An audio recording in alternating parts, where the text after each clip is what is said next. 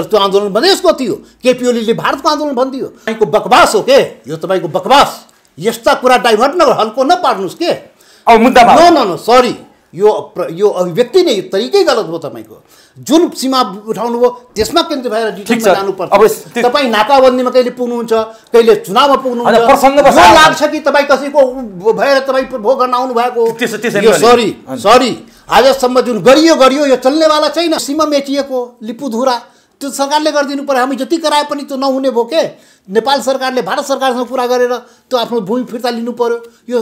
यो मतलब सरकारले गर्नुपर्ने काम सरकारबाट नै हुन्छ के। तपाईँको पदाधिकारीहरूको नाम हामीले सुन्न पढ्न लेख्न पाऊँ। प्रमाणित भयो नि केपी ओलीको खोक्ला राष्ट्रवाद। जनतालाई प्रतिज्ञा जनाएर त्यो त सुख पाउँछ त्यसले। त्यो लाखौँ मधेसीलाई अपमान गर्ने अधिकार कसैको थियो?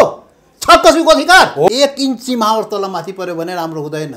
नेपाली जनतालाई ठग्ने काम बन्द हुनुपर्छ के। अनि हाम्रो सरकार हाम्रोलाई चाहिँ चुपचाप लागेर तमासा हेरेर बसेर के हो? मधेसलाई औँला उठाउने काम दुस्साहस कसैले नगरोस्। प्रधानमन्त्री बने तिनीहरूले सीमा समस्यालाई जिउँदो राखे, समाधान गरेन र समय समयमा भजाएर त्यसलाई खाए। हाम्रो सीमा किन मिचिस भनेर विज्ञप्ति जारी गर्न सक्नुहुन्थ्यो नि त। समस्या समाधान नगर्ने र यसको खेती गर्ने, यसरी तपाईँ जुन शब्द प्रयोग गर्नुभयो त्यसलाई अपमानित हुने गरी गाली गर्ने गरी। राजेन्द्र महतोले कि त्यो मधेसको मान्छेले सीमा बसेको थियो, राजेन्द्र महतो एक्लै थोरै बसेको थियो। तर त्यो आन्दोलन मधेसको थियो। केपी ओलीले भारतको आन्दोलन भनिदियो। दुनियाँमा यस्तो देख्नु भएको छ? एउटा जनता अर्को जनताको विरुद्धमा लड्छ। 3 करोड नेपाली के अरे जुलुस निकालेर लाठी लिएर समस्याको समाधान त हुँदैन नि। नस्लीय केपी ओली चिन्तक जस्ता नस्लीय चिन्तन बोकेकाहरूले मधेसको जनता चाहिँ के अरे काठमाडौँको विरुद्धमा नाकाबन्दी गरेको छ, लडेको छ, पीडा पुर्याउने काम गरेको। अरे उनीहरूको दायित्व थियो समाधान गर्ने। त्यो राजनाथ सिंहले उद्घाटन गरेपछि आजै चाहिँ रातारात आएको समस्या होइन। हार्दिक स्वागत छ। धन्यवाद। लामो लकडाउन, यो लकडाउनको बन्दाबन्दीको भित्रको जीवन अझै सामान्य अवस्थामा आएको छैन। कोरोना झन् बढ्दो अवस्थामा छ। तर यो बिचमा लकडाउनकै बिचमा तपाईँहरूले चाहिँ एउटा ठुलो उपलब्धि पनि हासिल गर्नुभएको छ। पार्टी एकीकरण गरेर 2टा पार्टी एक ठाउँमा ल्याएर यसको लागि तपाईँहरूले एक ठाउँमा आउनु भएकोमा हाम्रो कार्यक्रमको तर्फबाट तपाईँहरूलाई हार्दिक शुभकामना तथा बधाई पनि छ। धन्यवाद। अब म सुरु गर्छु। सबभन्दा पहिले कहाँबाट सुरु गरौँ भने अहिलेको तत्कालीन जल्दो बल्दो विषय सीमाको समस्याले नेपाल तरङ्गित भएको छ। सीमाको समस्या आज पनि होइन, लामो समयदेखि सीमाको विषय उठ्दै आएको हो। त्यो पनि सबभन्दा बढी भारतसँगै उठिरहेको छ। अब पछिल्लो सीमा विवाद जहाँ दार्चुलाको गुन्जीदेखि लिपुलेख हुँदै मानव सरोवरसम्म पुर्याउने भारतले एउटा सडक उद्घाटन गर्यो। यो विषयलाई जनता समाजवादी पार्टी र तपाईँले व्यक्तिगत तर्फबाट कसरी लिनुभएको छ? अहिले जुन आन्दोलन सुरु भइसक्यो, सरकारले आफ्नो आधिकारिक धारणा पनि सार्वजनिक गरिसक्यो, यसमा चाहिँ तपाईँहरूको धारणा चाहिँ के छ? पहिलो कुरा, एउटा नेपाली नागरिकको हैसियतले यो भूमि सम्बन्धी जुन सवाल हो नि, हजुर, सीमा सम्बन्धी सवाल एउटा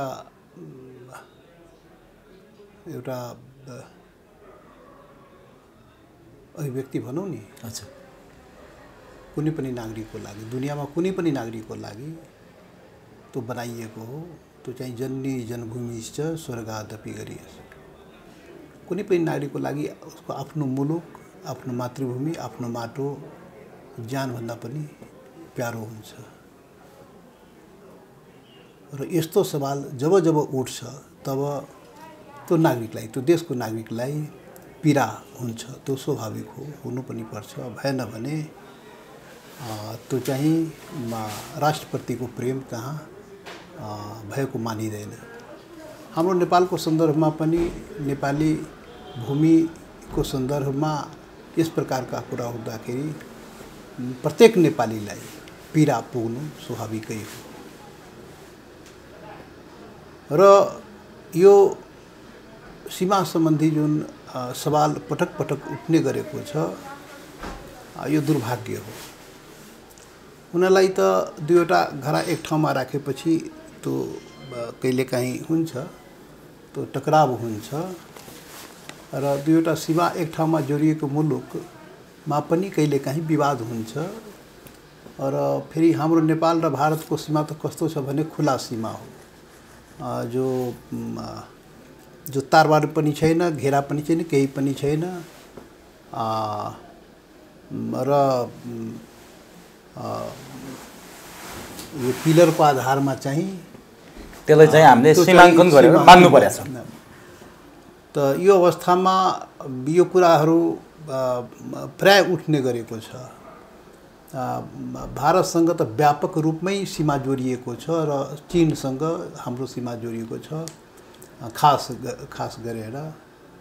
त यो सीमा विवादको सन्दर्भमा एउटा बिल्कुल मेरो व्यक्तिगत पनि र हाम्रो पार्टीको पनि एउटा क्लियर कट एउटा धारणा के हो भने नेपालको भूमि, नेपालको 1 इन्च भूमि पनि हामी बर्दाश्त गर्दैनौँ। 1 इन्च भूमि पनि तलमाथि हुने बर्दाश्त कुनै पनि नेपाली नागरिकले गर्नु हुँदैन। त्यो चाहिँ उसको आत्मासँग जोडिएको यो भूमिको सवाल हुन्छ, उसको मातृभूमिको सवाल हुन्छ। त्यसैले यो सीमा कोन मिच्ने, सीमा विवाद या यी कुराहरू जुन उठिरहेछ त्यसमा संवेदनशील हुने नागरिक चाहिँ के भन्छ उसको मनमा पीडा हुने यो त स्वाभाविक हो, त हुनु पनि पर्छ। यो तपाईँले हजुर यो सीमा विवाद अहिलेको अवस्थामा हुँदा पनि नेपालीलाई जुन पीडा जुन आइरहेको छ नि त्यसलाई स्वाभाविक रूपमा मान्नुपर्छ। किनभने उसको सीमा के अरे मिचिएको या उसको सीमा चाहिँ दखल हुने हो कि त्यो चाहिँ पीडा हुनु, चिन्ता हुनु त्यो स्वाभाविक हो। जस्तो नि तपाईँहरूलाई मूलतः तराई केन्द्रित दलहरू भनेर भनिन्थ्यो, तर अब त्यो पनि भएन। तपाईँहरू त सबै पार्टी एउटै भएर क्षेत्रीय पार्टी त रहनु भएन। अब त मुलुककै नेपालकै पार्टी भइसक्नुभयो। तर यहाँनिर जस्तो यो भारतको रक्षा मन्त्री राजनाथ सिंहले भिडियो कन्फरेन्स मार्फत जुन सडकको उद्घाटन गर्नुभयो त्यो 80 किलोमिटर नेपाली भूमिमा बनेको छ भनेर सार्वजनिक भएको छ है। यो भइसकेपछि जनताहरू आन्दोलित हुनु स्वाभाविकै हो। सत्तारूढ दलका अध्यक्ष द्वयले पनि विज्ञप्ति जारी गरेर अब्जेक्सन जनाइसक्नुभयो। प्रमुख प्रतिपक्ष दलले पनि विज्ञप्ति जारी गरेर विरोध त गरिसक्यो। अब भित्र ककसको के छ त्यो देखिँदै जाला। तर तपाईँहरू झन् भर्खरै बनेको उम्दा पार्टी हुनुभएको छ नि। अहिले त 34 सिटको पार्टी भइसक्नुभयो। अब सत्तामा गएर मन्त्री मात्रै होइन प्रधानमन्त्रीकै दावेदार गर्नुपर्ने अवस्थामा पनि पुग्न सक्नुहुन्छ। कुनै पार्टी टुक्रे भने प्रधानमन्त्रीले पार्टी टुक्रिने त अध्यादेश ल्याउनु भएको थियो, भल फिर्ता गर्नुभयो। त्यो अवस्थामा जिम्मेवार तपाईँहरू बनिसकिसकेपछि न त तपाईँहरूको विज्ञप्ति सार्वजनिक भएको देखिन्छ सुनिन्छ, न त तपाईँहरूको कुनै नेताहरू यो विषयमा बोल्नु भएको कहीँ कतै सुनिन्छ। तपाईँहरू चाहिँ मौन हुनुको रहस्य के हो भनेर जनताहरूले सोध्न थाले के। त्यही भएर महतोजीले आज यो प्रश्न पारिदिनुहोस्। बिल्कुल, यो एउटा कहावत छ, जो चोर उसैको ठुलो स्वर। यो नेपालको जुन सीमा सम्बन्धी जुन समस्या हो, विवाद हो, मैले भने यो स्वाभाविक हुन्छ। यो सीमा सम्बन्धी विवाद जब सीमा जोडिएको हुन्छ भने अमेरिकासँग विवाद हुँदैन, भारतसँग नै विवाद हुने हो। यो सीमा सम्बन्धी विवाद आज भएको हो या धेरै पहिलेदेखि आइरहेको हो। यो सीमा सम्बन्धी विवाद सल्टिने सल्टाउने दायित्व र जिम्मेवारी कसको हो? सरकार। यो म त्यही भन्दैछु, हामी सम्पूर्ण नेपाली नागरिक, हाम्रो 1 इन्च पनि सीमा है मिचिनु हुँदैन, 1 इन्च सीमाहरू तलमाथि पऱ्यो भने राम्रो हुँदैन भनेर सबै नेपाली एक स्वरले, एक मतले जब जब यो कुरा उठ्छ सम्पूर्ण नेपाली एक मतले आफ्नो सरकारलाई बल पुर्याइरहेको हुन्छ। एकताको हिसाबले एकताबद्ध भएर ल हाम्रो सीमाको रक्षा गर कुरा आफ्नो चाहिँ के भन्छ यो हामी अर्को जुन राष्ट्र भारत वा चीन जो राष्ट्रसँग हाम्रो सीमा सम्बन्धी विवाद छ त्यसलाई सल्टाऊ, आफ्नो के भन्छन् प्रमाण, आफ्नो के छ भने जे अवस्था छ त्यसलाई प्रश्न पार सम्पूर्ण नेपाली एक स्वरले उसलाई भनिरहेको हुन्छ। तर जहिले पनि यो सवाल उठिरहेको छ। त मैले के भने तपाईँ विज्ञप्ति निकाल्यो भरे प्रधानमन्त्री त्यही त पहिलो कुरा त हामी पहिले पनि एउटा जिम्मेवार पार्टी थियौँ, राष्ट्रिय पार्टी थियौँ, राष्ट्रिय सवाल उठाएका थियौँ। आफूलाई राष्ट्रिय भनाउँदा ले राष्ट्रिय सवाल उठाएको थिएन, उठाएको छैन, अहिले पनि काम गरिरहेको छैन। न देशको सवाल राष्ट्रिय सवाल उठायो, न देशको समस्या राष्ट्रिय समस्या सीमा सम्बन्धी भनेको राष्ट्रिय समस्या हो, त्यसलाई समाधान नगर्नेलाई राष्ट्रिय पार्टी भन्ने। यो देशमा सीमा सम्बन्धी समस्या एक दिनको होइन। आज त राजनाथ सिंहले उद्घाटन गरेपछि आजै चाहिँ रातारात आएको समस्या होइन। त यो समस्या समाधान किन भएन, कसले गरेन? यो आँखमा पट्टी बाँधेर हुन्छ कि कुनै स्वार्थमा हो कि के गरेर यो समस्यालाई समाधान किन गरिएन? त्यो सन् 2000 देखि त बनिरहेको भने तपाईँको मिडियामा आएको छ। 2008 देखि बनिरहेको छ। आज 2020 भइसक्यो, 12 वर्षदेखि बनिरहेको छ। अनि के गरेर बस्दा थियो? हाम्रो सीमामा कसैले घर बनाइरहेछ, कसैले सडक बनाइरहेछ, अनि हाम्रो सरकार हाम्रोलाई चाहिँ चुपचाप लागेर तमासा हेरेर बसेको के हो? यो चाहिँ कुनै व्यक्तिलाई, कुनै नागरिकलाई गाली गर्ने कि आफ्नो सरकार? यो कमी कहाँ भयो त? यो कमी हामीलाई देखाउने, यो कमी कुनै पार्टीलाई देखाउने, कुनै नेताले देखाउने? यो कमी शासनमा जो बसिरहेको हुन्छ नि, यो त सरकारको बीचको सवाल न हो। यो त सरकार र सरकारको बीचमा समाधान गर्ने सवाल न हो। हामी नेपाली 3 करोड नेपाली के अरे जुलुस निकालेर लाठी लिएर समस्याको समाधान त हुँदैन नि। हामी 3 करोड नेपाली जुलुस निकालेर समाधान हुन्छ, निकालौँ, आज निकाल्यौँ। ऊ त्यो के अरे भारतको 1.5 अरब नेपाल के भन्छ भारतीय, उसको सीमा मिच्यो भने ऊ 1.5 अरब चाहिँ भारतीय चाहिँ जुलुस निकालेर उसको पनि समाधान हुँदैन। के छ त यसको उपाय? त्यही त भन्दैछु। त हामी आफ्नो सरकारलाई बल पुर्याउने हो, एक मतले भन्ने हो गर, समस्या समाधान गर। त यो दायित्व त सरकारको होइन। त यो चाहिँ कहिले काला पानीको कुरा उठ्ने, कहिले लिपुलेको कुरा उठ्ने, कहिले विभिन्न ठाउँमा सीमा चाहिँ विवाद मिचिएको कुराहरू उठ्ने। तर यो चाहिँ यसको चाहिँ खेती गर्ने, समस्या समाधान नगर्ने र यसको खेती गर्ने, यसलाई अझ मूर्त भाषामा भनिदिनु, बुझ्ने भाषामा यसको खेती गर्ने जुन यहाँका शासक वर्गले गरेको छ, यहाँको सरकारले गरेको छ, त्यहाँतिर खोइ ध्यान गएको। उल्टै केस बालेको छन्। अरे विज्ञप्ति निकाल्यो फलानो प्रधानमन्त्रीले, फलानो ठुला काङ्ग्रेस कम्युनिस्ट पार्टीले। अरे त्यही काङ्ग्रेस कम्युनिस्ट पार्टीले विगतमा 30 वर्षदेखि बहुदलीय व्यवस्था आएपछि उसले सही गरेको, उसले शासन गरेको। यो 30 वर्ष पनि सीमा मिचिएको भन्ने कुरा उठेकै छ नि। त्योभन्दा पहिले पनि शासक थियो देशमा, उसले पनि सीमा मिचेको जोडले कराइरहेको छ। पञ्चायतकालीन नेताहरू त्यो बेला पनि सीमा मिचेको कुरा उठिएको थियो। 2007 सालदेखि सुरु भएर छ सीमा मिच्ने, राइट। त यो चाहिँ त्यति बेलादेखि उठेको, त्यति बेलादेखि सरकारहरू बनेको, 46-47 पछि पार्टीहरू पनि आएको, पार्टी पनि बनेको र आफूलाई राष्ट्रिय पार्टी बनाउँदा यी काङ्ग्रेस, कम्युनिस्ट, एमाले, माओवादी लगायतका पार्टीहरू त सत्तामा त उहाँहरू थियो। तर तपाईँहरू पनि सत्ताभन्दा बाहिर त हुनुहुन्न नि त। एक मिनट सुन्नुहोस्, सत्ता भनेको कुनै मन्त्री हुँदैमा त्यो सत्ता त्यो हुँदैन के? काँधमा जिम्मेवारी त हुन्छ नि त। त्यो हुँदैन। त्यो काँधमा जिम्मेवारी भए पनि जो नेतृत्व हुन्छ उसले समाधान गर्ने हो। परराष्ट्र मन्त्रीले समाधान गर्ने हो, के भन्छन् प्रधानमन्त्रीले समाधान गर्ने, गृहमन्त्रीले वाच गर्ने हो। त यी अधिकांश समयमा यी हाम्रा पार्टीहरूका नेताहरू भएको। आज विज्ञप्ति निकाल्यो भने तपाईँ चर्चा गर्ने? अरे उनीहरूको दायित्व थियो समाधान गर्ने। 10 वर्ष, 20 वर्ष, 25 वर्ष पहिले, 50 वर्ष पहिले समाधान गर्नु। तर विरोध गर्ने त गरे नि त उनीहरूले। कम्ती भारत सरकारको विरोध त गरे नि। खै त तपाईँहरूले भन्छन् के? मेरो कुरा सुन्नुहोस् न मात्रै। यही तपाईँको मिडियाको पनि यही खराबी हो के?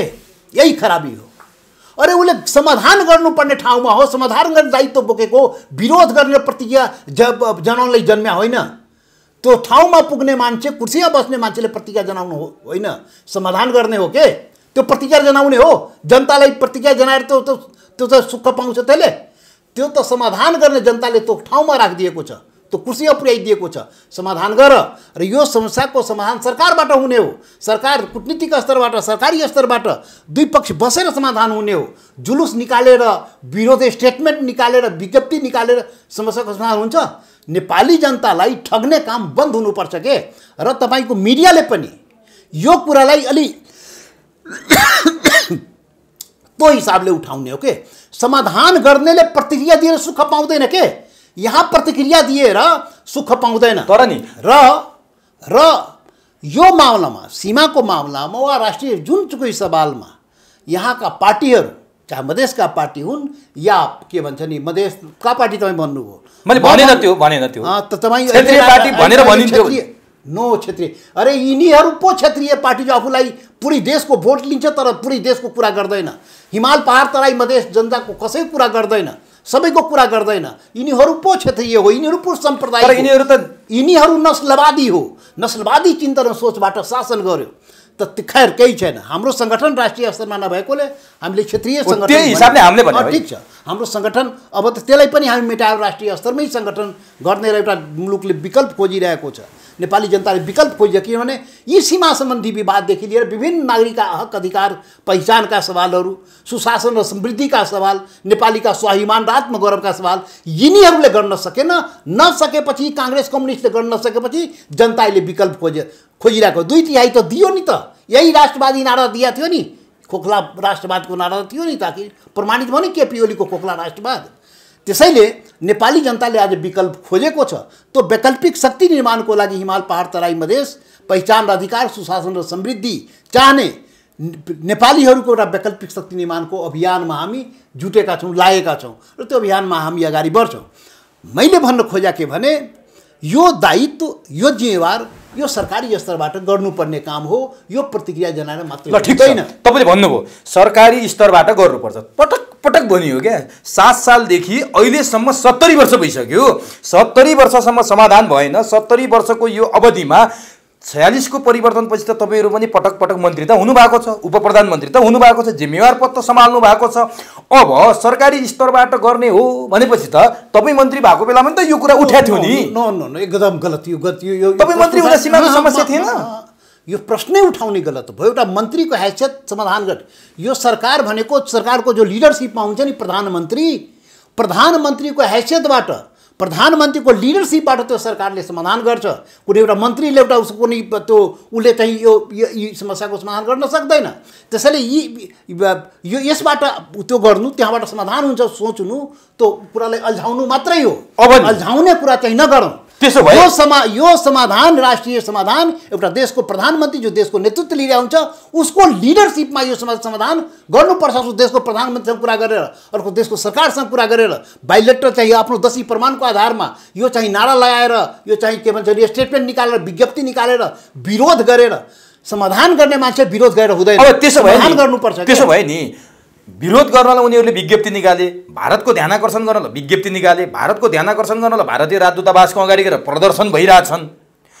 अब त्यो त एउटा प्रक्रिया होला नि, आफ्नो सीमा मिचिएपछि विरोध गर्ने। जस्तै तपाईँहरूले पनि हिजो तपाईँहरूको माग संविधानमा पुरा नहुँदा त आन्दोलन गर्नुभएको थियो तराईमा, भारतमा छिरेर यता ढुङ्गा हान्नुभयो भन्ने तपाईँहरूमाथि आरोप थियो नाकाबन्दीको बेला। त्यति बेला तपाईँहरू विरोध गर्न सक्नुभयो। अहिले भारतलाई हाम्रो सीमा किन मिचिस भनेर तराईमा जुलुस गर्न त सक्नुहुन्थ्यो नि त, हाम्रो सीमा किन मिचिस भनेर विज्ञप्ति जारी गर्न सक्नुहुन्थ्यो नि त। विज्ञप्ति त सुरुमै भइसकेको छ। त्यो सुरुमै हाम्रो पार्टीले जति बेला एकताभन्दा पहिले हाम्रो राष्ट्रिय जनता पार्टी नेपालले सरकारलाई पूर्ण समर्थन दिएको, त्यो समाधान गर।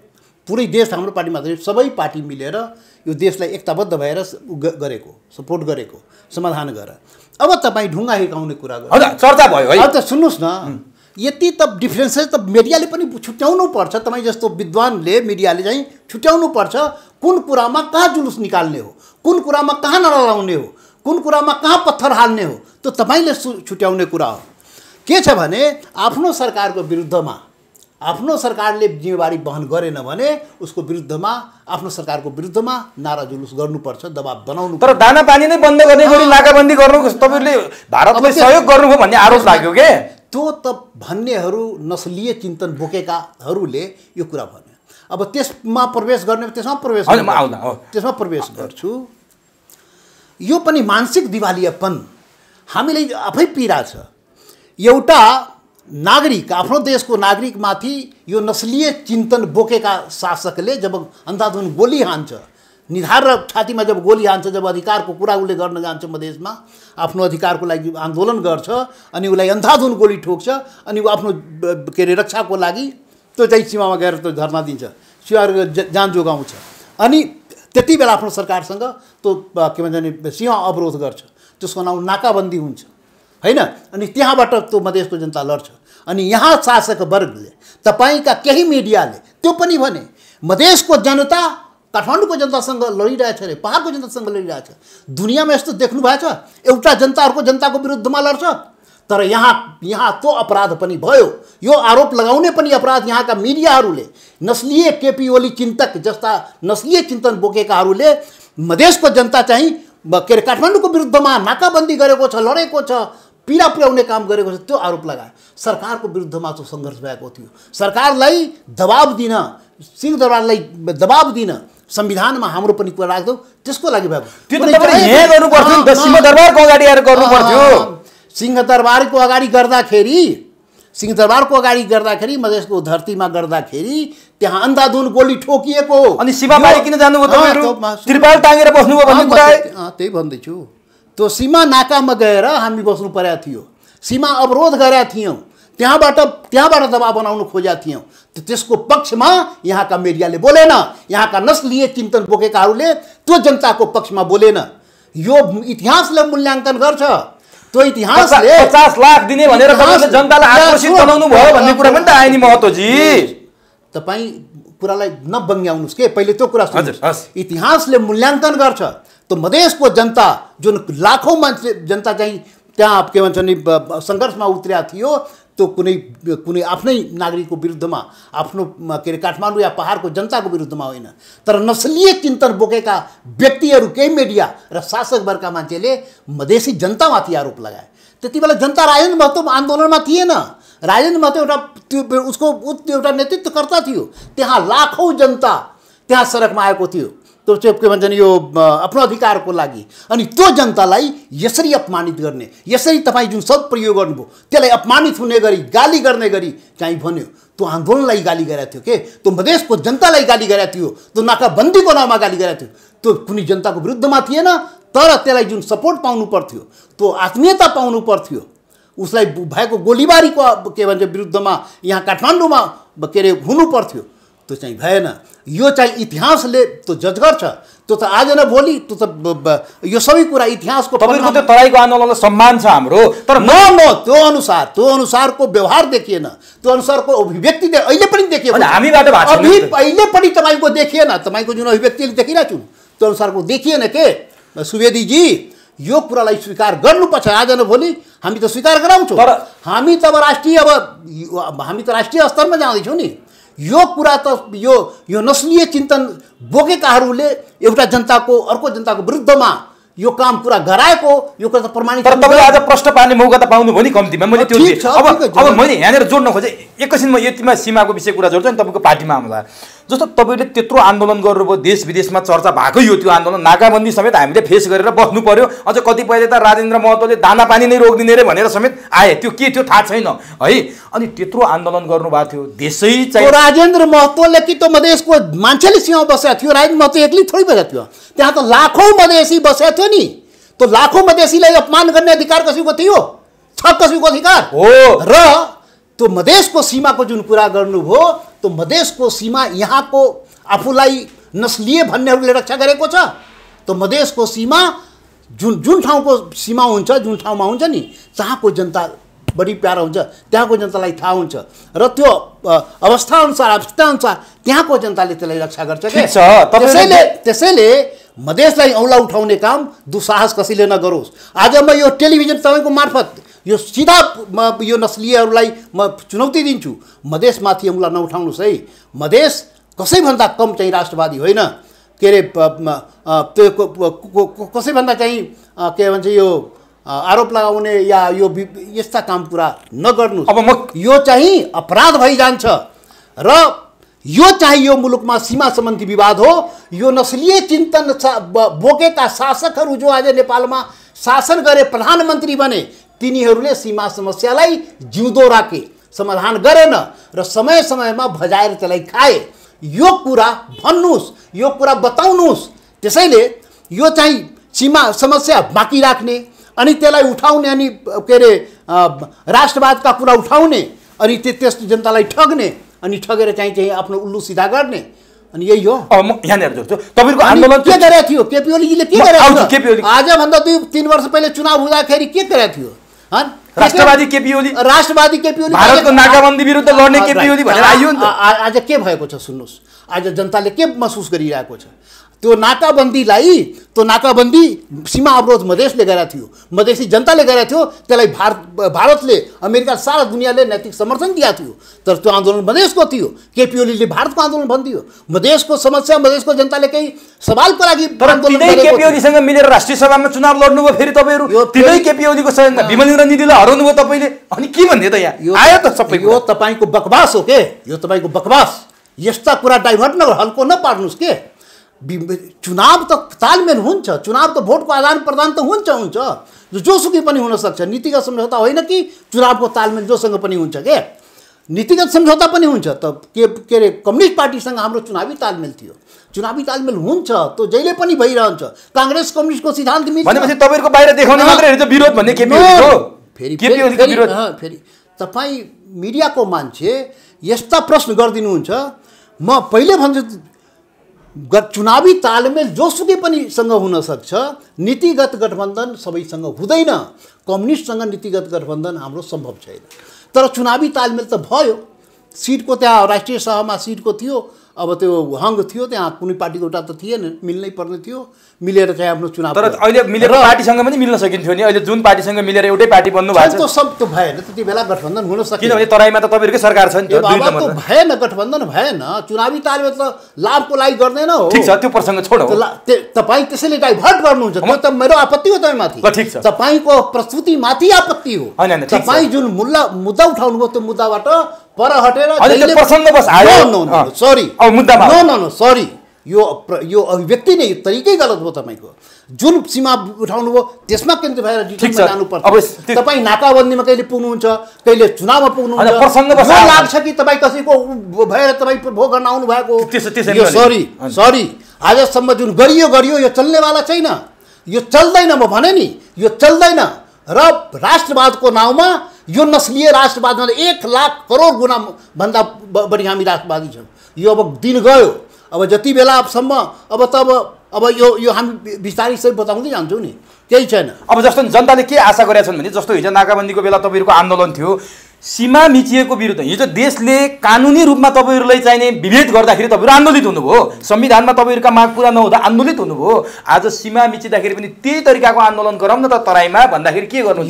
सहमत हुनुहुन्छ त्यस्तै आन्दोलन गर्न? अरे यो त यही फेरि यो त गलत के चिन्तन सोच भइदियो।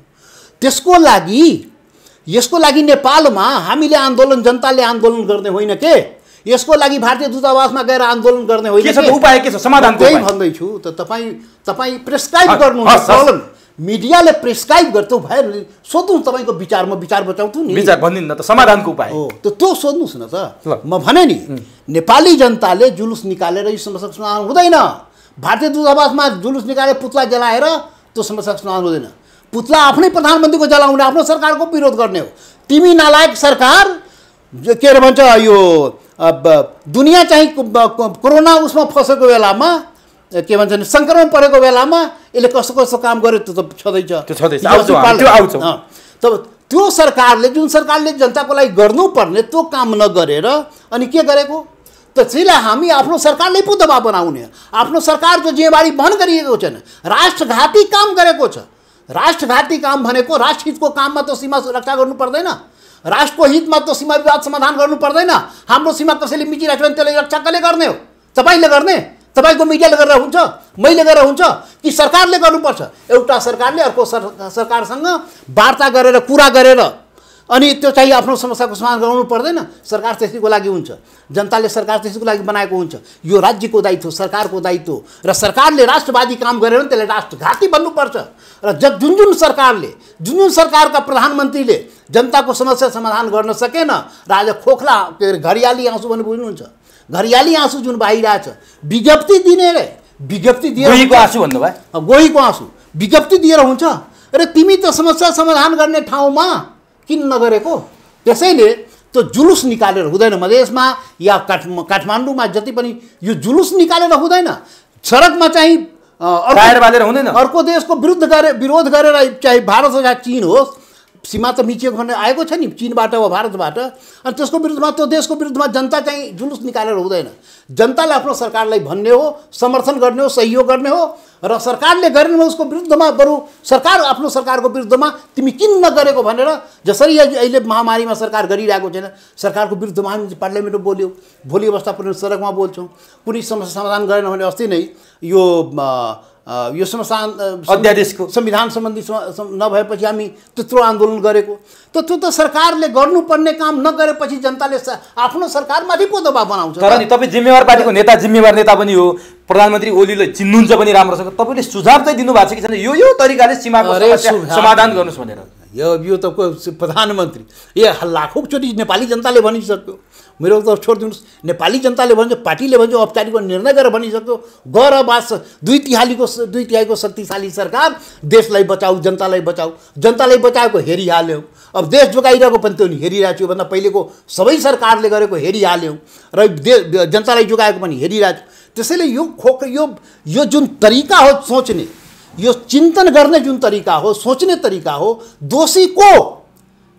अरे दोषी को? समस्या त आयो, दुईवटा घर एक ठाउँ भए समाधान के भन्छ टकराव त हुन्छ, यो त ठिक हो, तर समाधान नगर्ने दोषी को त? को तपाईँले कसलाई देख्नु भएको? सरकार, हाम्रो सरकार हो, जो हाम्रो सरकारको दायित्व समाधान गर्ने। हाम्रो सरकारले झकझक गर्नु पर्यो नि, सरकार विरुद्ध आन्दोलन गर्नु पर्यो नि त तपाईँहरूले। भन्दैछु त यहाँ त उल्टो सरकारको विरुद्धमा आन्दोलन किन हुँदैन?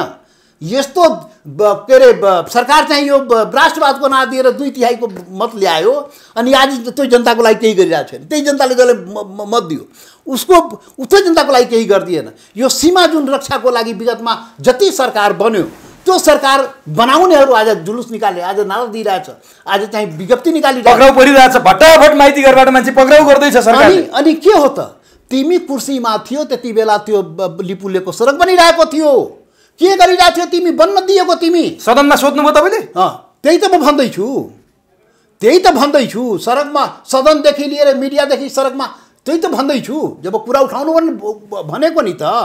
त्यसैले त्यो सवाल त्यहाँ जानुपर्ने हो के? यो गलत भइरहेछ अहिले भइरहेको। तिमीले किन नगरेको? अहिले पनि गर, अहिले पनि कुरा गर, समाधान गर। यही सम्बन्धमा त पहिले पनि उठेको नि, 6 महिना पहिले उठेको थियो नि त। पुरै देश एक भएर केपी ओलीलाई भने होइन, तपाईहरु सर्वदलीय बैठकमा बसेकै हो। हामी सबै पार्टी एकमत भएर हामीले त केपी ओली सरकारले भने होइन, किन गर्न सकेन त? किन गर्न? यो त गएर उहाँलाई सोध्नुस् न। तपाईलाई के लाग्छ? नालायकीपन, देशद्रोही, राष्ट्रद्रोही काम गर्छ जहिले पनि यिनीहरू।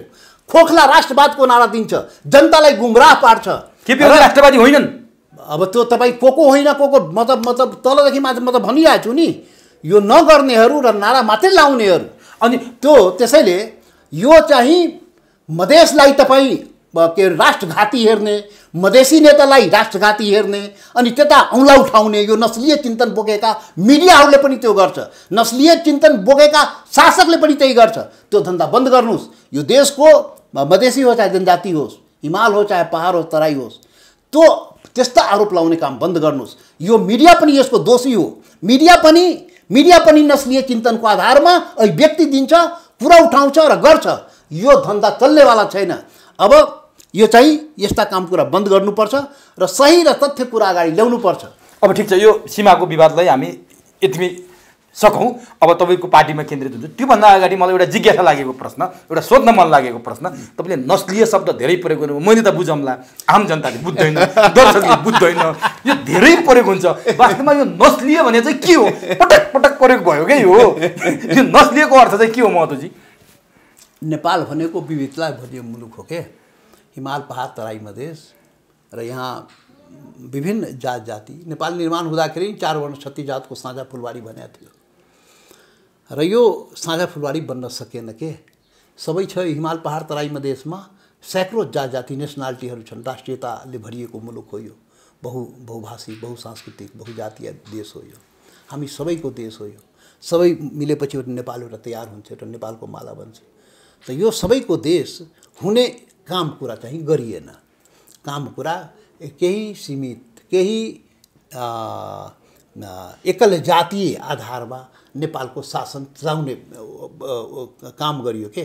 त्यसमध्ये पनि केही परिवार, केही व्यक्ति, केही समूह त्यो त्यो एउटा नस्लवादी चिन्तन र चिन्तन र सोच। खस खस भन्नुहुन्थ्यो पहिला, अब नस्ल खस भने पनि सबै खस होइन नि, त्यहाँ त त्यो हेर्नुहोस् उसको सबैको अवस्था हेर्नुहोस् न। खस भनेको त्यही त कालीकोटको ब्राह्मणको अवस्था, त्यो अवस्था हेर्नुहोस् न। त त्यस चाहिँ खसवादी भनेर हुँदैन, नस्लवादी भने। नस्लवादी मतलब त्यो एउटै नस्लको केही समूहले केही व्यक्तिले शासन चलाए, अरूलाई नेपालमा अरूलाई इन्टरटेन गरेन, अरूलाई आत्मसात गरेन। हिमाल पहाड तराई मधेसमा बस्ने विभिन्न मधेसी होस्, जनजाति होस्, दलित होस्, थारू विभिन्न जो छ त्यसलाई आत्मसात गर्न सकेन। त्यसैले नस्लीय चिन्तन सोच बोकेका नस्लवादीहरू भन्या के। अब म यहीँनिर एउटा कुरा म सोध्न मन लाग्यो है, यसलाई अन्यथा नलिदिनु होला। जस्तो तपाईँले नस्लवादी भनेर भन्दाखेरि सधैँभरि एउटै चाहिँ सत्तामा भयो, त्यसको सबैलाई समेट्न सकेन, ऊ मात्रै सधैँभरि। नेपालको शासन त्यस्तै भयो हो। अब त्यही अनुसार नियम कानुन संविधान व्यवहार मान सम्मान सोही अनुसार गर्यो। न मधेसीले सम्मान पाए, न पहाडका जनजातिले सम्मान पाए, न दलितले सम्मान पाए। आत्मगौरव जुन हो नि नेपालीको डिग्निटी, हेर्नु समानता स्वतन्त्रता दुईवटा कुरा त प्रयोग भयो।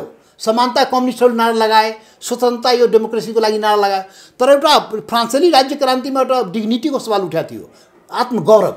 त्यो आत्मगौरव जुन थियो त्यो चाहिँ त्यो अगाडि बढाउनु भएन भन्न खोज्नु भयो। आत्मगौरव भनेको सम्पूर्ण नेपालीको आत्मगौरव। सम्पूर्ण नेपालीको आत्मगौरव भने कुनै एउटा व्यक्ति, एउटा जाति, एउटा समूहको होइन कि सम्पूर्ण नेपालीको आत्मगौरव कसरी यही विषयमा नि हो, त्यो कमी हो के।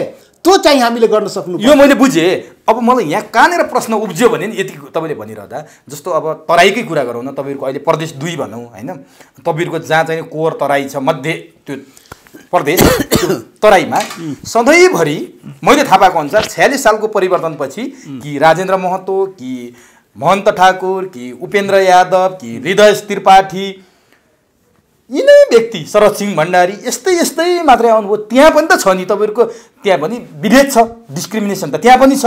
त्यहाँ पनि तपाईँको डोम छ, चमार छ, त्यहाँ पनि तल्लो जातिहरू पनि छ, सोतार छ। ती सबै जातिहरू उठ्न नपाउने, माथि नआउने, सधैँभरि तपाईँहरू आउने, सधैँभरि तपाईँहरू मन्त्री हुने, त्यहाँ पनि त नस्लिए देखियो नि। तपाईँले यहाँ मात्रै आरोप लाउनु भएन नि त। एकदम त्यसैको त विरुद्धमा लडेको त्यो चाहिँ, तर दिनु भएन के अरूलाई। यो व्यक्तिले दिनु हुँदैन के, प्रणाली हो के, शासन हो। खोइ त प्रणाली त त्यहाँ पनि भएन, अहिले संहिता छ नि त तपाईँले भने। संहिता पनि आयो त पङ्गु आयो के, यो पनि भएन। यो पनि जुन संहिता आयो त्यो संहिता हामीले खोजेको संहिता आएन। यो चाहिँ यो केपी ओली मार्का संहिता आयो के, यो पनि नस्लीय संहिता हो। अहिले यो सीमा यो 7वटा प्रदेश भन्यो नि, 6वटा प्रदेशमा एउटा नस्लको शासन हुने त्यो हिसाबको संहिता छ। डेमोग्राफी जुन जनसङ्ख्या बनावट गरे नि, नस्लीय चिन्तन बोकेका 7 प्रदेश मध्ये 6 प्रदेश नस्लीय तपाईँको बाहेक, र एउटा 2 नम्बर प्रदेश हो त्यो चाहिँ त्यो नस्लीय भएन, त्यो नस्लीय अनुसार हुँदैन, त्यो हुँदैन कि त्यो हुने तपाईँ। र पहिलो कुरा त्यो, दोस्रो कुरा के भने मधेसमा पनि कमी छ नि त, त्यहाँ पनि शोषण उत्पीडन त छ, तर त्यो त्यसैको लागि त भन्या त्यो अनुसारको नियम कानुन संविधान बनाउनु पर्यो, जसबाट मधेसका, हिमालका, पहाडका दलित जनजाति या शोषण इभेन बाहुन क्षेत्री लगायत। अरे होली वाइन संस्कृति केपीले ल्याए, त्यो बाहुनको संस्कृतिको रक्षा गर्ने हो र, बाहुनको आत्मस्वाभिमान र गौरवको रक्षा गर्छ र।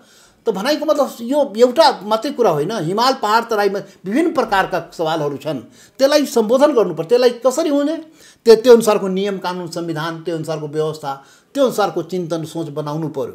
र त्यो चाहिँ पहिला त आफूबाट सुरु गर्नु पर्यो नि त महतोजी। 46 सालको परिवर्तनपछि तपाईँहरू बाहेक त अर्को मान्छे कोही देखिन, सधैँभरि पार्टीको नेतृत्वमा तपाईँहरू हुनुहुन्छ। त्यो तपाईँ त कस्तो मतलब व्यक्तिवादी कुरा, म व्यक्तिवादी भएन, व्यक्ति होइन त्यो चाहिँ त्यो अनुसारको पद्धति निर्माण गर्नुपर्छ के। त्यहाँ त मधेसबाट न मधेसी पनि आउँछ, तपाईँ जस्तो पहाडका मान्छे पनि त्यहाँ गएर चुनाव जितेर आउँछ। केपी भट्टराई जो पहाडबाट पुरै हराइदियो पहाडी कम्युनिटीले, अनि मधेसले त्यसलाई सम्मान गरेर पठायो। आजभन्दा पहिले एउटा पनि सिट कहिले पनि पहाडबाट मधेसी जितेको छैन, तर सैकड़ों चोटि पहाडका मान्छे मधेसबाट गएर जितेको छ। यो त मलाई नसिकाउनुहोस् के, मधेसमाथि औँला नउठाउनुहोस्। यहाँ साम्प्रदायिक हो, क्षेत्रवादीको हो, त्यो त व्यवहारले देखाउँछ, परिणामले देखाउँछ। त्यो सबै कुरा आउँछ के, सबै कुरा देखिरहेको छ जनताले। त्यसैले मधेस मधेसमा कमी कमजोरी छ, तपाईँले भन्नु त हाम्रो कमी कमजोरी मधेसमा पनि गरिबी छ, त्यहाँ पनि के भन्छ यो जातिवाद, उच नीच, छुवाछुत या दलीय जनजाति, यो कुराहरू त यो सिस्टमले अन्त गर्ने हो के। त्यो कहिले आउँछ त्यो यो सिस्टम? त्यही त हाम्रो सिस्टमको लडाइँ नै लड्दै, सिस्टम आउनु पर्यो, त्यो अनुसारको नियम कानुन संविधान त्यो अनुसारको बन्नुपर्छ। मधेस, हिमाल, पहाड सबै ठाउँको चाहिँ यो चाहिँ बहुराष्ट्रिय राज्यको स्थापना कसरी गर्ने हो, यो चाहिँ एकल जातीय राज्यले हुँदैन। बहुलताले भरिएको मुलुकमा बहुराष्ट्रिय राज्यको स्थापना गर्नुपर्छ, सामाजिक न्याय चाहिँ दिनुपर्छ, सामुदायिक समाजवादको स्थापना गर्नुपर्छ। र यो हिसाबले चाहिँ जो विगतमा जुन यो गर्न सकिएन, नेपाली जनताले पाउन सकेन, नेपाल र नेपाल नेपालीको हो, त्यो गर्न सकेन, नेपाल सम्पूर्ण नेपालीको हो, हिमाल पहाड तराई बस्ने, त्यो अनुसारको पद्धति, त्यो अनुसारको शासन प्रणाली, त्यो अनुसारको व्यवहार, त्यो अनुसारको नियम कानुन संविधान बनाउन सके।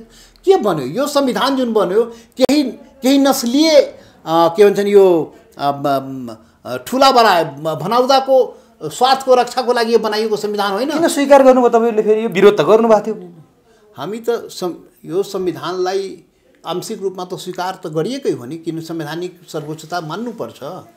लोकतन्त्र मान्ने मान्छे हामीहरू संवैधानिक स्वीकृतता त स्वीकार गर्नुपर्छ। त्यसमा भएको कमी कमजोरीले हटाऊ भने त्यति बेला पनि भने। तर खै तपाईँको माग त केपीओलीले पुरा गरेनन्, संविधान संशोधन पनि गरेनन्। त्यसको लागि त छ नि त, जनताको बिचमा जाने न हो, फेरि आन्दोलन गर्ने। अब कस्तो छ भने यो मुलुकमा यो अन्तिम संविधान होइन, के अरे पहिलो संविधान होइन, योभन्दा पहिले 6वटा संविधान बन्यो, यो 7औं संविधान हो। तर 2046 सालपछि नेपालको कुनै पनि भूभाग हो भने मधेसमा सबैभन्दा बढी जनताले दुःख पाए, त्यहाँका मान्छे मरे, कति हेर्नुहोस् त कति आन्दोलनमा कति मान्छे मरे। 46 पछि किन मधेस शान्त हुन सकेन के? यो प्रश्न आज 100 प्रश्न हो। पहिले संविधानको कुरा गरिहाल्नु नि। हस् हस् तपाईँ यो संविधानको कुरा गर्नु, यो 7औं संविधान हो, 6वटा संविधान। यही तपाईँको जुन प्रश्न आयो नि, यही मानसिकता बोकेर त्यो 6वटा संविधान नाश भएको के। यो संविधानमा आफू बनायो, बाइबल कुरान गीता महाभारत भएर बनाइहाल्यो अरे। अब फुल स्टपको भन्न चेन्ज नगर्ने, त्यसमा संशोधन परिवर्तन नगर्ने, नत्र 250 वर्षमा अमेरिकामा एउटै संविधान रहने र दुनियाँको शक्तिशाली राष्ट्र चाहिँ अमेरिका भइहाल्ने। अनि यहाँ नस्लवादीले प्रत्येक 10 वर्षमा संविधान फेर्ने, 70 वर्षमा 7वटा संविधान बनाउने, अनि नाक फुलाउने हामी राष्ट्रवादी। यस्तो नालायकहरू। त्यसैले संविधानको परिवर्तन समय सापेक्ष गरेन भने 6वटा संविधान त गयो, 7औं संविधान केपी ओली प्रवृत्तिले 7औं संविधान पनि जान्छ। दुनियाँको कुनै पनि ताज बचाउनै सक्दैन। यो संविधानमा पनि जनताको आकांक्षा अनुसार हिमाल पहाड तराई मधेसका जनताले जुन यसमा संविधान संशोधन परिमार्जन जुन खोजिरहेको छ, यो केही टाठाबाटाका लागि, केही स्वार्थीको लागि, उसको हित रक्षाको लागि जुन संविधानको प्रयोग गरिएको, आम जनताको लागि प्रयोग गरिएन भने जसरी 6वटा संविधान साफ भयो, 7औं संविधानलाई पनि कसले रक्षा गर्छ? अब यो संविधान पनि त्यसरी जान्छ। त्यसैले हेर्नुहोस्, यो दुनियाँमा संविधान हाम्रो मुलुकले मात्रै बनाएको होइन नि। 7औं संविधान बनायो 70 वर्षमा, 250 वर्षमा अमेरिकामा त ब्रिटेनमा हेर्नुहोस्, भारतमा 65 वर्षदेखि संविधान 100 चोटि संशोधन भयो। त्यत्रो राष्ट्र चलिरहेछ। चाइनाले आफ्नो एउटा सेटलमेन्ट गराएको छ, त्यो दुनियाँको सम्पन्न राष्ट्रको तर मधेसका जनताले कति रगत बगाउने भने के मैले अब फेरि आन्दोलन गर्ने रगत प्रवृत्ति केपी ओली प्रवृत्ति यो देशमा रहेसम्म त रगत त बगाउनै पर्छ नि। अरे आत्मरक्षा आत्मस्वाभिमानको लागि, मुलुकको समृद्धि र प्रगतिको लागि जनताले त गर्नुपर्छ। जनताले त 46 सालपछि मधेसका जनताले सुखै पाएनन्। मधेसको जनता मात्रै होइन, कति मरे हेर्नुहोस् त मधेसमा। मधेसको जनता मात्रै कहिले मधेसको आन्दोलनको नाममा मरेछ, कहिले जनयुद्धको नाममा मरेछ, कहिले गौर हत्याकाण्ड भएको छ, कहिले के हेर्नुहोस् त कति भयो। मधेसको यो देशको जनताले लडेको छ के। मधेस आन्दोलन मधेसको जनता लड्यो, जनयुद्धमा मधेस हिमाल पहाड सबै जनता लड्यो, 62-63 को आन्दोलनमा पुरै देशको जनता लड्यो, सबै शहादत दिएको छ। र जुन कामको लागि शहादत त पूर्णता प्राप्त गर्न सकेन नि, जुन उद्देश्यको लागि जनता लड्यो मर्यो त्यो अनुसार हुन सकेन। केपी ओली प्रवृत्ति नस्लीय चिन्तन र सोच बोकेका यो जमातले नेपाललाई, नेपाली जनतालाई, यो सम्पूर्ण नेपालीलाई समेट्न सकेन। अनि यो सबभन्दा दुर्भाग्य कुरा हो। हामी त त्यसको लागि सुरु मतलब 30 वर्षदेखि यही पहिचान र अधिकारको कुरा गरे हो र त्यसमा अहिले पनि काम गरिरहेको छु। अब यो पनि भयो। अब अन्तिममा छु म। तपाईँको पनि समय एकदम यस्तो व्यस्तता छ, तपाईँहरू हठात रूपमा एकाएक अपरझट कति पटकसम्म बैठक गर्नुभयो, मिल्न सक्नु भएको थिएन होइन? एकाएक मध्यरातमा, नेपालमा त हरेक कुरा मध्यरातमा हुन्छ, तपाईँहरूको पार्टी घोषणा भएको पनि मध्यरातमा थाहा पाउनु पर्यो हामीले। यो चाहिँ कहाँबाट कसले कसरी मिलाइदियो तपाईँहरूले एकाएक मिल्नुभयो भन्ने बाहिर आइरहेको छ कि के थियो त्यस्तो नमिली नहुने? प्रत्येक क्रियाको एउटा प्रतिक्रिया हुन्छ क्या। केपी ओलीको जुन क्रिया थियो नि त्यसको प्रतिक्रिया आयो, न त त्यो त लकडाउन पछि नै गर्ने कार्यक्रम थियो हाम्रो। गर्न त गर्नुहुन्थ्यो, एकताको कुरा त 1 सालदेखि चलिरहेको थियो नि त आज गर्ने भोलि गर्ने न टाइम पास तर बिचमा हुन्छ भन्दा पनि भएको थिएन नि त। भइसकेको थियो, धेरै भइसकेको थियो। सुरुमा त उपेन्द्रजीलाई सरकार छोडेपछि हुन्छ भने उहाँ सरकार छोड्नु ढिलो गरिदिनु भयो, 6-7 महिना लगाइदिनु भयो, एकता भएर त्यो सरकारको कारणले, उपेन्द्रजी सरकारमा बसेको कारणले। यो केपी ओलीले केही नगरेपछि त्यो सरकारमा किन बसिस् बाहिर निस्कि भनेर उपेन्द्रजीलाई भन्दा पनि ढिलो गरिदिनु भयो, त्यसले भएन। त्यो सरकारबाट निस्क्यो, एकता गरौँ भनेर चुनाव आइगयो, अनि चुनाव फेरि समीकरण अर्कै भइगयो। त फेरि त्यहाँ के अरे एकताको कुरा 1 महिना त्यसले पनि बिगार्यो होला केही न केही, पेन्डिङ भयो, पेन्डिङ भयो। एकता त गर्दै थियो, पेन्डिङ भयो। त्यसपछि अब गर्ने भने त लकडाउन आइगयो, यो महामारी आइगयो, अनि त्यो लकडाउन पछि गर्ने भने योजना थियो।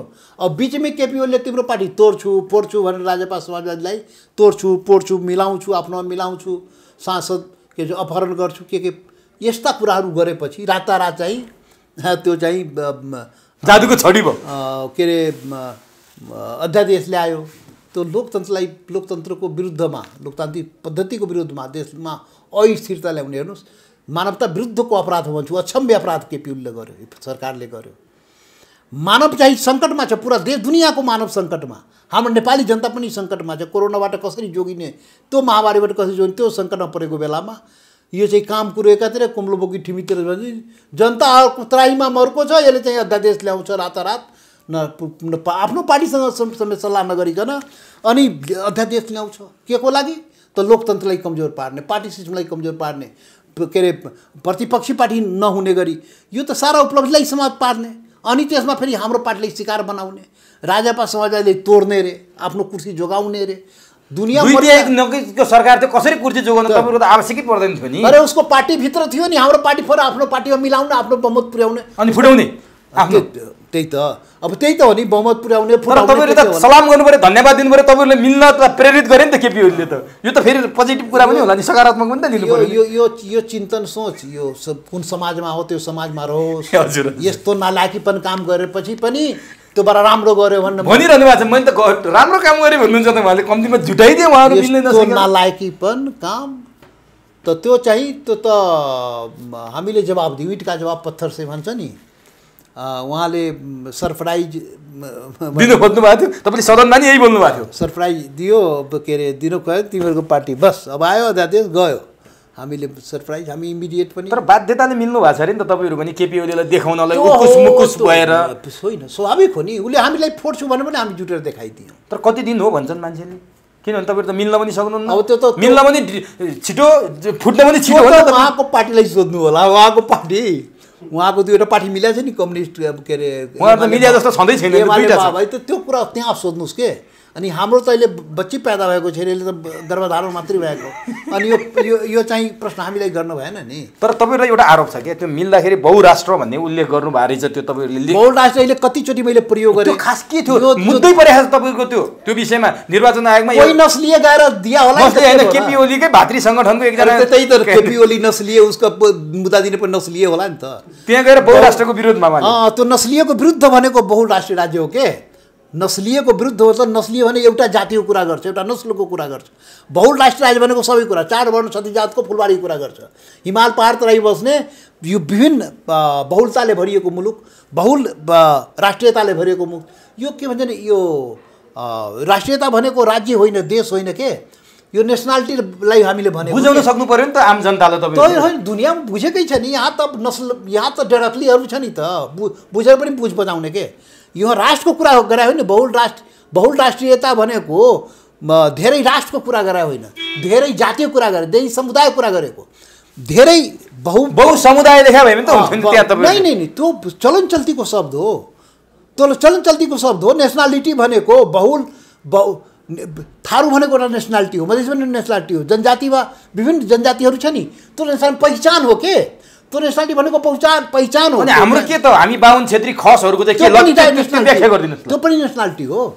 त्यो सबै जति जाति छ नि आफ्नो नेसनालिटी हो। नेसनालिटी भनेको राष्ट्र होइन। अब पृथ्वीनारायण शाहले 2224 राज्य एकै ठाउँमा बनाएर यत्रो विशाल नेपाल बनाएको, फेरि हामीले किन राज्य बनाउनु पर्यो भन्ने के मान्छे गलत बुझ्नु। मैले त बुझेको छु, जनताले मात्रै भन्दैछु।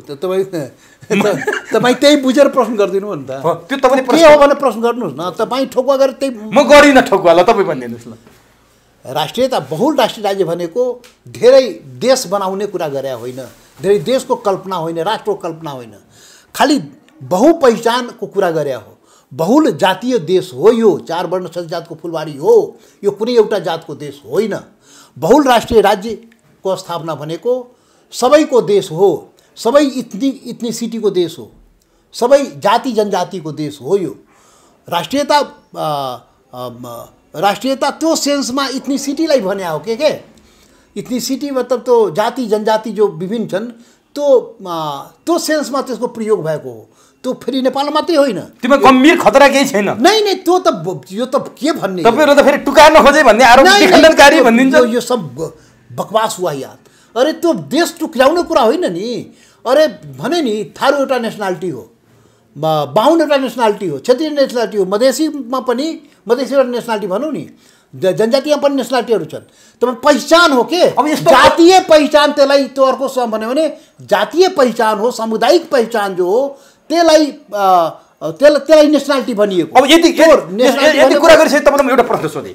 मिथिला राज्य थियो एक समयमा, यति तपाईँ पहिचानका कुरा गर्नुभयो होइन भने मिथिला राज्यको सीमा कहाँ थियो तपाईँलाई थाहा छ, याद छ? मिथिला राज्यको सिमाना कहाँ थियो भनिदिनुहोस् त। मिथिला राज्यको सवाल हामी होइन अहिले नेपालमा पहिचान भनेर त्यो पनि थियो नि, जनक राजा भएको मिथिला राज्य बाबा। त्यो छोड्नुहोस् त्यो कुरा, अहिले वर्तमान नेपालको कुरा गरौँ।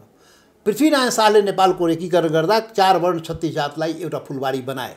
त्यो फुलबारी जस्तो व्यवहार गरिएन। त्यो कुरा सवाल यहाँ हो। सम्पूर्ण नेपालीको आत्मगौरवको रक्षा गरिएन। सम्पूर्ण नेपाली भनेको तो शेर्पा, तामाङ, राई, लिम्बू, गुरुङ, भोटे, मगर, मधेसी, थारू, हिमाल पहाड तराईका सबै, बाहुन, क्षेत्री सबै गर्नुपर्ने, तर सबैको हुन सकेन। सबैको हुन नसकेपछि त्यसको खोजी हो के। अब जनता समाजवादी पार्टीले त्यो देश भनेको सुन्नुहोस्, यो देश भनेको सबैको देश हो। अब त सपनै नहेर्ने के एउटा जातिले शासन गर्ने, एउटा नस्लीय चिन्तन सोच बोकेका मानसिकताले शासन गर्ने त हुँदैन। यो बाहुन क्षेत्री पनि पीडित छ नि। म भने होली वाइन त बाहुनको संस्कृतिलाई त्यसमा पार्न खोज्या नि त, त्यसलाई कसले रक्षा गर्ने? रक्षा गर्नु परेन। क्षेत्रीको हेर्नुहोस् न, क्षेत्री भने कति उसको पनि त पीडा छ नि त। हेर्नुहोस् उसको पीडा। मधेसी थारू जनजातिको त पारो जनजातिको यिनीहरूको त कुरै छोड्नुहोस्। त्यसैले पीडा सबैको।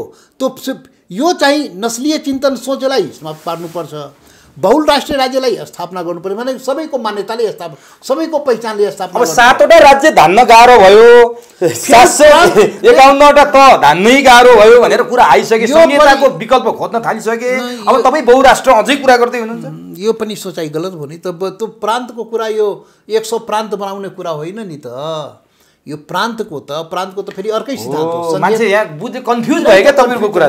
तपाईँ नि मै कन्फ्युज छु, सरी। प्रान्त बनाउने कुरा, प्रान्त अर्कै हो। प्रान्त त्यो पहिचानको आधारमा त्यो कम्युनिटी बेस त्यो त छुट्टै, त्यो सिद्धान्तै छुट्टै हो। त्यसमा फेरि आउनु भने हामी पहिचानको आधारमा 10 छुट्टै कुरा गरौँ। यो चाहिँ त्यो होइन के। यो चाहिँ प्रान्त, यो जाति पछि प्रान्त बनाउने कुरा पनि होइन। अधिकार चाहिँ दिने भन्ने तपाईँको कुरा हो। उसको राज्यको शासनमा प्रत्यक्ष गराउनुपर्छ, समानुपातिक समावेशीको प्रत्यक्ष गराउनुपर्छ, उसलाई मान्यता दिनुपर्छ, उसको भाषा संस्कृति वेशभूषालाई मान्यता दिनुपर्छ।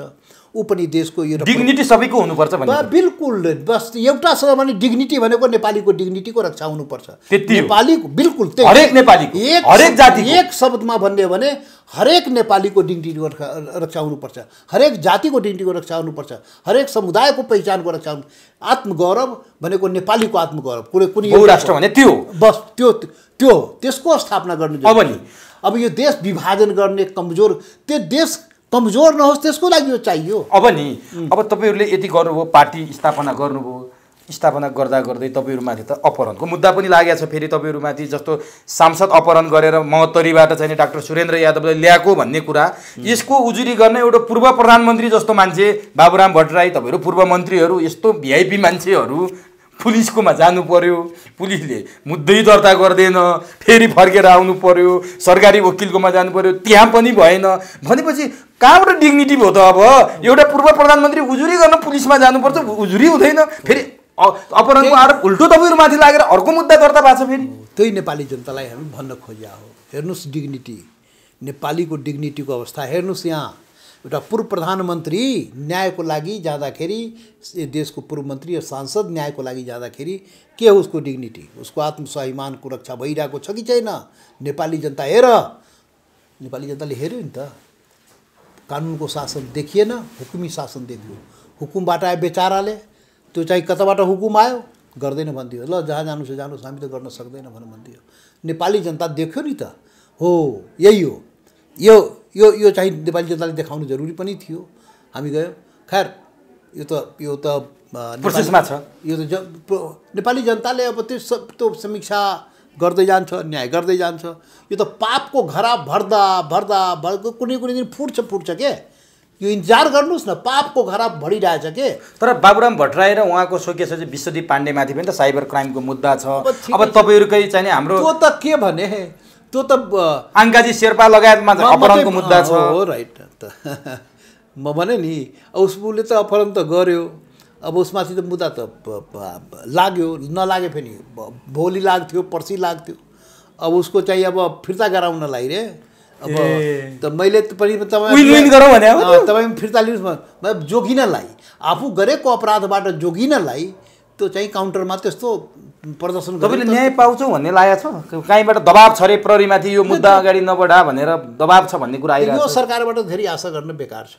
अनि पूर्व आइजिपी दुईजना बालवाला सांसदलाई कारबाही गर्न सक्ला त सरकार? देर छ अन्धेर हुँदैन के।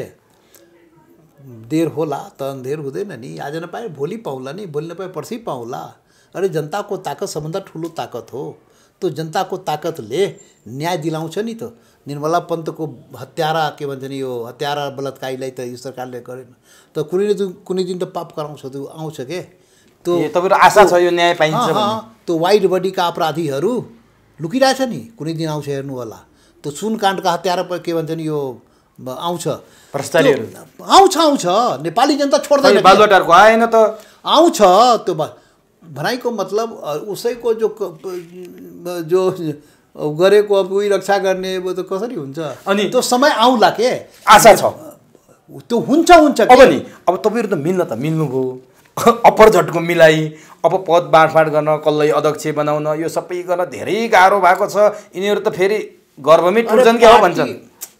पार्टीमा के भन्छ भने फोड्न न सजिलो छ, फोड्न त फटाक फुटिहाल्छ, जोड्न त अप्ठ्यारै छ नि त। त्यसैले जोड्ने काम त अप्ठ्यारै छ। तर हामीले अप्ठ्यारो पार्दै है, बाध्यताले जोडिदिनु पर्यो। नहीं हामी त यो वैकल्पिक निर्माणको लागि जोड्दै छ नि त। एकीकरण गर्न जरुरी नै थियो, वैकल्पिक निर्माण गर्नु थियो नि त। अब तपाईँहरू अध्यक्ष मण्डलमा त यस्तो विवाद थियो, फेरि अर्को पार्टीको आउँदाखेरि कसरी मिल्नु? केही सब मिलिहाल्छ, चाहिँ त्यो कुरा हामी गरिरहेको सब मिल्छ। तपाईँले उकुस मुकुस बनाउनु भएको थियो अरे, त्यहाँका सांसदहरू जो पार्टी फुटाउने भन्ने आरोप लागेको थियो, उहाँहरूलाई अन्याय अत्याचार गर्नुभएको थियो अरे। फुट्न त एक दिन फुट्छन्। महेश बस्नेतले मसँग भने एक दिन कसैले रोक्न सकिने छैन, हाम्रोमा आउँछन् भन्नुभएको थियो। ठिकै छ, के थियो त्यो अन्याय अत्याचार? यो सरकारको धन्दै त्यही हो, पार्टी फुटाऊ, पार्टी ल्याऊ, चोर, अनि त्यसमा सजिलो गरिदिनु थाल्नु भयो अरे। पार्टीभित्र उकुस मुकुस भएपछि कम्तीमा स्वतन्त्र भएर आफ्नो राजनीति गरौँ, लोकतन्त्रमा त फुट्न पाइयो नि भन्नुहुन्छ क्या उहाँहरू। आफ्नो पार्टी मिलाउने त्यो अहिलेलाई त हामी त बन्दै गरिदियौँ र भविष्यमा पनि म देख्दैन कुनै त्यस्तो चाहिँ अब उहाँले चोर्ने फोड्ने तोड्ने म अवस्था देख्दैन। चुनाव आउँदैछ, हामी टिकट दिन्छौँ, लडाइँ दिन्छौँ, त्यसपछि त छोडेर उहाँहरू सर्लक्क हाम्रोमा आउन मिल्छ भन्ने त्यही धन्दा मात्र लाग्यो हो। यी ठुला भनाउँदा पार्टी के धन्दामा, यी धन्दामा त लाग्यो हो। यो लोकतन्त्रलाई कसरी कमजोर गर्ने, पार्टी सिटलाई कसरी कमजोर गर्ने, खरिद बिक्री कसरी गर्ने, त्यस्तो दलबदल कानुन ल्याएर के गर्न खोजा त हो नि। 50 सालको प्रवृत्ति त्यही थिएन, सांसद खरिदी बिक्रीदेखि लिएर ब्याङ्कक हङकङ लैजाने यस्ता प्रवृत्तिलाई जन्म दिएको नि केपी ओलीले। त्यसैले त नेपाली जनताले अस्वीकार। कोरोना नियन्त्रणमा सरकारले गरेको काम कारबाही कसरी लिनुभयो? तपाईँको प्रदेश नम्बर 2 तराईमा त झन् विकराल भइरहेछ। त्यो त पुरै देशैमा विकराल भइरहेछ। त्यो त जनसीमामा जोडिएको, त्यो आउँदो रहेछ क्या मान्छेहरू, भारतमा सङ्क्रमण बढिरहेको छ। अब कोरोनाको बारेमा त म पार्लियामेन्टमा पनि बोले, हेर्नुहोस् है, म त यो सरकारलाई मतलब चाहिँ यो क्षमता पनि छैन कि एजेन्डा पनि छैन, केही पनि छैन, के माग्ने केही पनि नभन्ने म भनिसकेँ। एउटा कुरा मात्रै गर् सक्छौ भने नेपाली जनताले जोगाइदेऊ, बचाइदेऊ यो कोरोना। तर सरकारको मात्र दायित्व त होइन होला, तपाईँहरूको पनि दायित्व होला, प्रतिपक्ष प्रमुख प्रतिपक्ष सबै मिलेर गर्ने होला नि त यो रोगको विरुद्ध। त यो फेरि तपाईँ कस्तो, अरे पुरै देश त साथ छँदैछ नि, पुरै देशको जनता, पुरै देश साथ, पार्टी, सारा नागरिक समाज सब सरकारसँग आबद्ध, ल गर, पुरै सहयोग छ 100%। तर सरकारलाई त्यो मतलब छैन नि, सरकारको त एजेन्डै होइन नि त, जनता जोगाउने एजेन्डै देखेन नि, एउटा मात्रै काम गर्यो त लकडाउनको घोषणा, त्यो बाहेक अरूको सरकारले केही गर्दै गरेन नि त। लकडाउन त हाम्रो जीवन रक्षाको लागि, त्यसैले पुरै सपोर्ट हामी सबै नेपालीले गरे हो, आफ्नो रक्षाको लागि पनि गरे हो। लकडाउन एउटा, त्यो बाहेक सरकारले गर्यो के त मलाई बताउनुहोस् न। लकडाउन गरेपछि त जनता, गरिब जनता परीक्षण झन् घटाउँदैछ, भोकमरीले बर्बाद छ, भोकमरी त त्यो काम मजदुरी गरेर खाना, त्यसको बालबच्चा त भोकी बसेको छ नि अहिले। पायो त सबै जनताले त्यो जनता रोजीरोटी पायो त, खाना पायो त, त्यो राहत पायो त, खोइ त सरकार के को लागि हुन्छ। त्यो उपचार गर्ने त्यो स्वास्थ्यकर्मीहरू स्वास्थ्य सामग्री पाए त, पाएन। त्यसको टेस्ट हुनुपर्ने, लाखौँ जनताको टेस्ट हुनुपर्ने थियो, खोइ त भयो त। प्रदेश 2 को सरकारले चाहिँ के गरेछ? प्रदेश 2 को साहब इक्विपमेन्टै दिँदैन त के गर्छ त, इक्विपमेन्टै दिँदैन। प्रदेश सरकार कुनै पनि के भन्छ जुन लाखौँ पैमाना पर व्यापक रूपमा जुन जाँच्नु पर्ने हो, यसको उपचार त पहिलो उपचार त जाँच्ने नै हो नि, कोरोना पत्ता लगाउने नै हो। औषधि त केही छैन, त्यही त के भन्छ आइसोलेसन हो त, के उसमा बस्ने रे, के भन्छ क्वारेन्टाइन आइसोलेसन, यस्तै न हो त। यो पत्तै लगाउन सकेको छैन, जति विदेशबाट त्यसको पनि टेस्ट गरेन। तपाईँको हाम्रा नेपाली आफ्नो भूमिमा फर्किन चाहन्छ, अब दुःख परेको बेलामा फर्किने हो, रोजीरोटी छैन। भारतमा कति पीडित भएर बसिरहेछ, अल्पत्र छन्। भारतको सहरमा लाखौँ मान्छे बसिरहेछ, सीमामा आएर मान्छे बसिरहेछ, आउन खोजिरहेछ, आउन दिएको, आफ्नै देश आउन पाएको छैन। विदेशमा चाहिँ लाखौँको जमातमा छ। हेर्नुहोस्, यिनीहरू कमाएपछि भारत देशलाई राहत भएको थियो। अनि के भन्छ यो रेमिटेन्स चलाएको थियो। अहिले ती जनता हाम्रो सङ्कटमा छ, त्यो चाहिँ अब त्यो रोजीरोटी पनि खोस्यो, अब के खाने, के तिनीहरूको लागि तपाईँहरूले पनि आवाज बुलन्द त पार्नु पर्यो नि त, तपाईँहरू पनि जिम्मेवार त हुनुहुन्छ। त्यही त, तपाईँ फेरि त्यत्रो पार्लियामेन्टमा हल्ला गरे होइन तपाईँ, हेर्नु भएन 2 दिन पहिले। अनि तिनीहरू पुरै हेरेको छ तपाईँको, त्यो आउनु पाएको छैन। अनि के गरिरहेको सरकार के को लागि हुन्छ? यस्तो नालायक सरकार के को, यस्तो सङ्कट परेको बेलामा पनि नेपालीले पाएन, सहायता पाएन। त यो त सरकारले गर्नुपर्ने हो। विदेशबाट ल्याउने काम त कुनै व्यक्तिले गर्न, कुनै सांसदले तपाईँले गर्न सक्दैन, मिडियाले जति लेखे पनि, कुनै पार्टीले सक्दैन, एउटा दलले, कुनै पार्टीले सक्दैन, तपाईँ मिडियाले जति लेखे पनि सक्दैन। त्यो सरकारले नै गर्नु पर्यो, सरकारले अर्को सरकारसँग कुरा गरेर ल्याउनु पर्यो। त्यो सीमा मेटिएको लिपुधुरा त्यो सरकारले गरिदिनु पर्यो। हामी जति कराए पनि त्यो नहुने भयो के, नेपाल सरकारले भारत सरकारसँग कुरा गरेर त्यो आफ्नो भूमि फिर्ता लिनु पर्यो।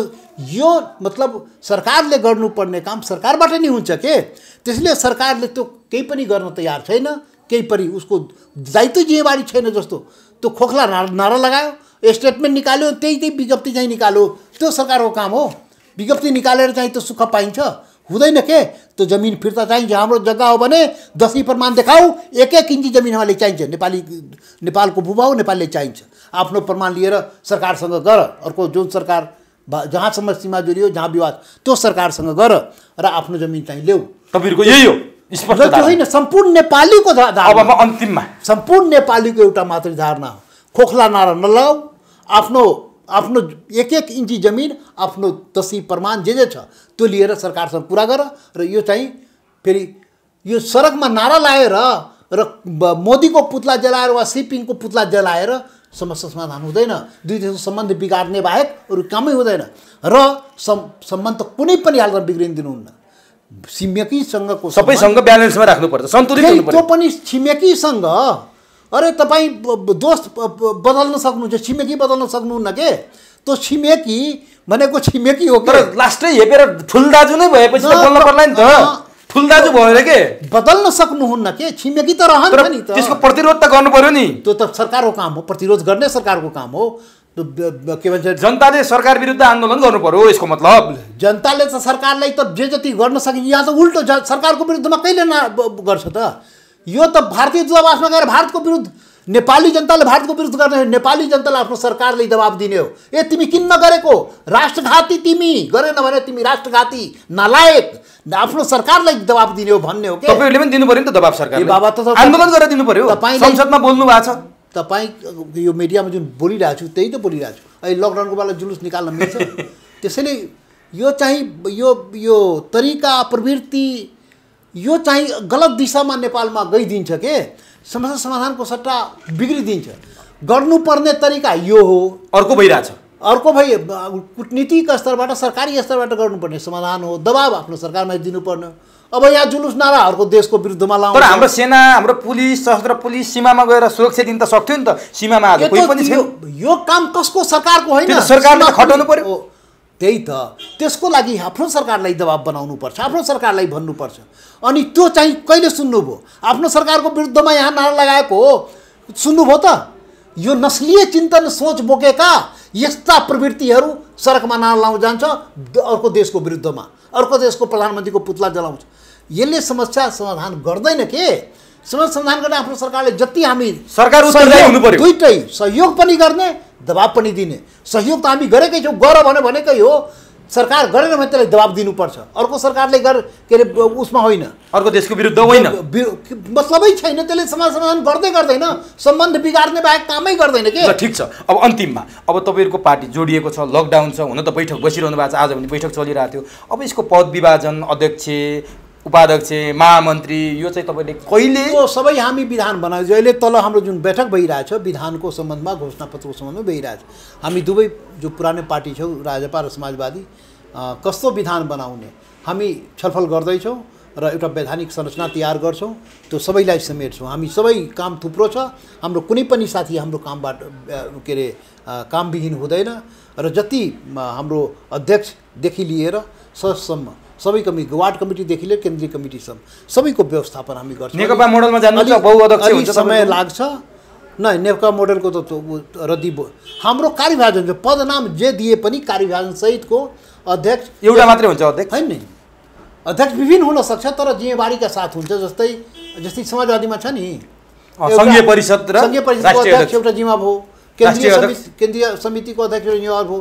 त्यस्तै चाहिँ जिम्मेवारी सहितको अध्यक्षता गर्ने दायित्व चाहिँ बाँट्न सकिन्छ, त्यो गरौँला। तर अध्यक्ष मण्डल पनि बनाउँदैन राजपा जस्तो र कम्युनिस्ट पार्टी जस्तो दुईटा अध्यक्ष त्यो पनि बनाउँदैन। त्यो त महारथी काम हो। फरक मोडल हुन्छ। तपाईँ फरक मोडल हुन्छ। जिम्मेवारी सहितको पद विभाजन हुन्छ, कार्यविभाजन। विवाद छ कि छैन? द्वन्द्व विवाद केही छ कि छैन पदको लागि? नै कि जब सबैले काम पाउँछ भने के को विवाद हुनुपर्ने, किन विवाद गर्नुपर्ने? पेसेन्स खाली राख्नुपर्छ। सबै काम एकैचोटि हुँदैन। वार्डदेखि लिएर केन्द्रसम्मको समायोजनमा टाइम लाग्छ।